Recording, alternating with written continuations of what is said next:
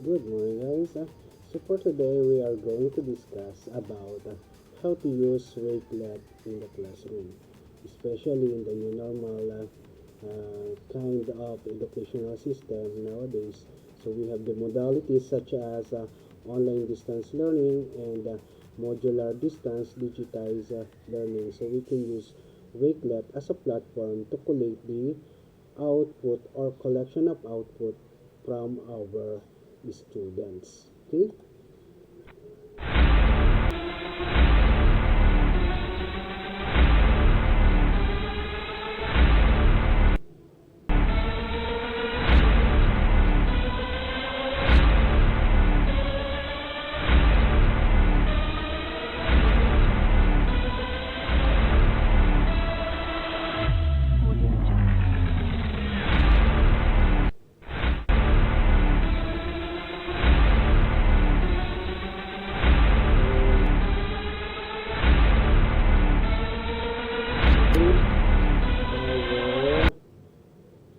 Our browser, ano? So narito po tayo ngayon sa ating browser. So as you can see in our browser, so tatype nyo lang po ay wakelet.com.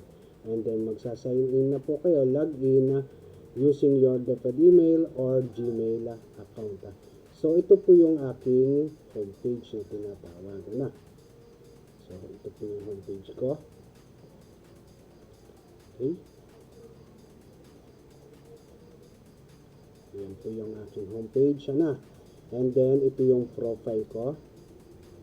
As you can see, ang aking profile ay John Melzi Atienza at so pwede po kayo mag-follow sa akin at John Mel Atienza 614 wakelet.com/ at John Mel Atienza 614. Yan po yung aking profile. So ito yung aking mga collection dito sa Wakelet kind of platforms. Okay, so go back po tayo sa ating homepage. Okay, so dito po sa homepage pwede po tayo mag-create ng space para po mas ma-organize natin yung ating collection na hindi sama-sama sa ating profile.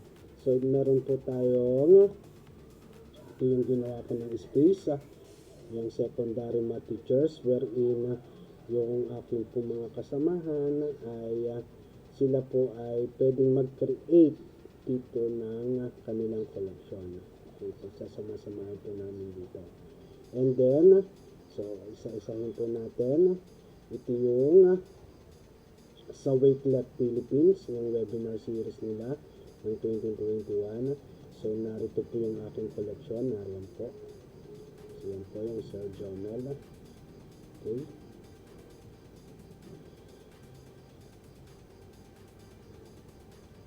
Baba natin. So yan po yun, Sir Jomel.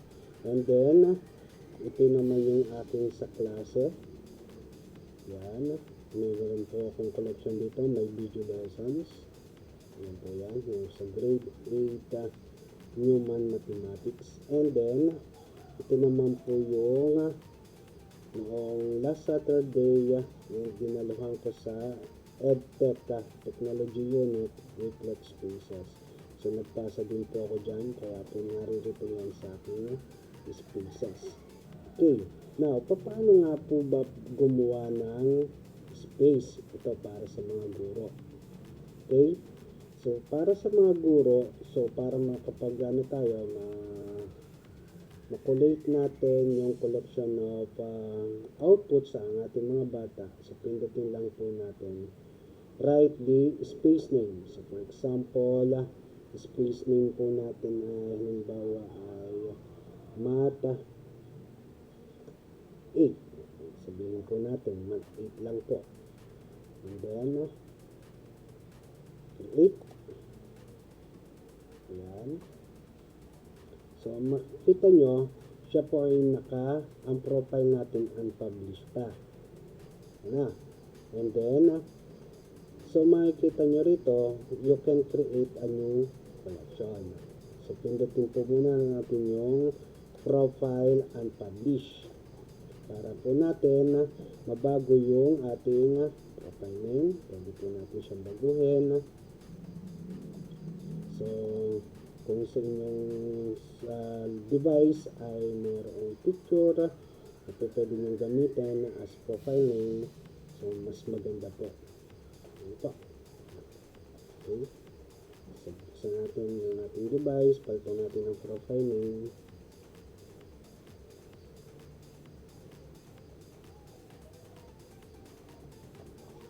Okay, nasa na.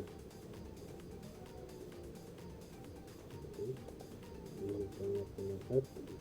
Change image. Okay, so upload. So change image, upload. Kuha tayo. Device.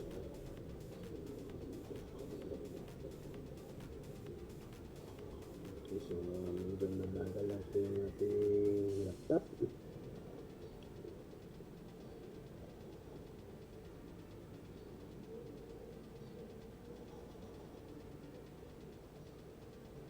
Nag-read po siya, nag-read pa.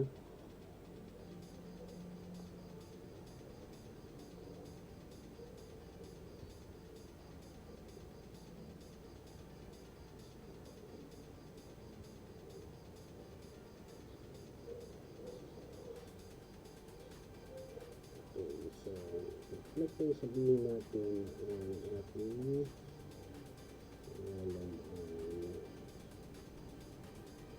ito na po ang ating ilagay yung ating my Google site. Yan. So done.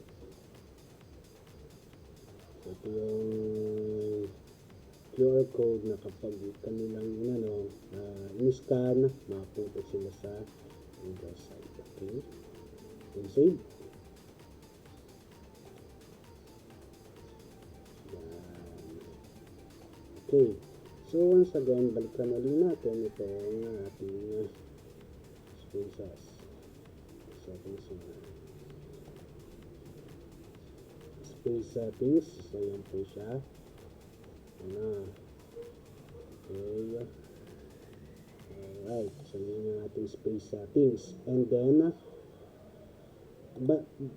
tayo, maglalagay na tayo dito ng collection.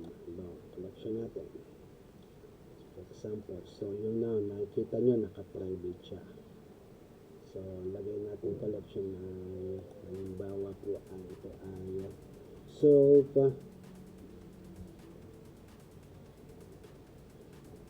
self-learning, okay, self-learning modules. Yung tinatawag natin SLM, okay? So, yung description, so it's up to you kung lalagyan nyo. So, lagyan na lang natin SLM for yan.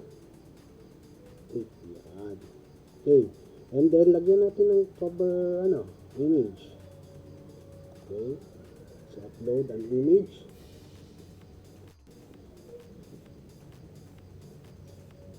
So, natin dito. So, pwede ito na. Yan. So, pogi. Okay, school at pogi script. Alright. So, yan po. And then, how are you going to add the so, ito lang po yon, may plus sign dito sa baba. So, nyo lang po. So, kung mapansin nyo, lagi siyang mayroong mapansin nyo, laging changes save. Kasi po, nasa cloud siya. So, wala tayong magiging problema kung siya ay hindi natin masave. So, nakikita nyo dyan. Okay, this time, so you can add text. So, nandyan. Kung halimbawa, add text, lagay natin, add text. So, ating itong lahat. Then later on, papakita ko naman sa inyo kung paano gamitin ang Android phone. Add text, halimbawa, happy learning. Guys, yan. Okay, uploading guys. Done. Okay, another one. So, mag-upload tayo. Pwedeng image.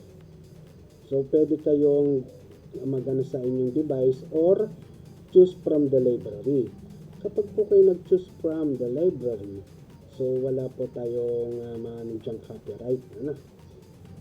Okay, so, sabihin natin lahat ng tungkol sa ano. So, wait lang po. Nagbabasa pa ang ating okay.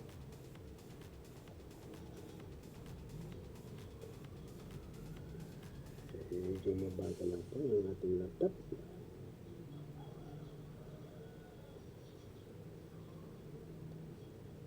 Pag tayo po yung nagkapera na, pwede na mag-loan. Bibili na ng bagong laptop para mas mabilis-bilis.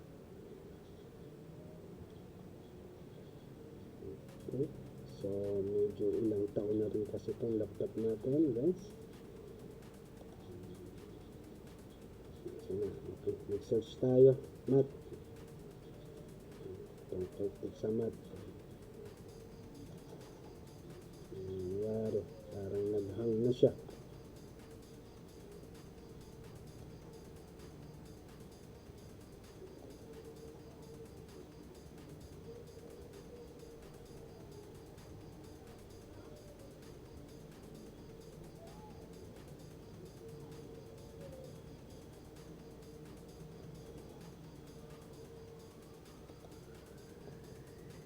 Okay.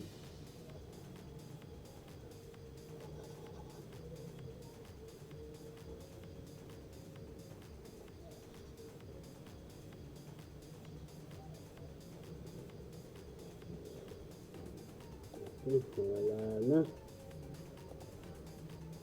So, medyo naghang ang ating laptop. So, close na natin ito.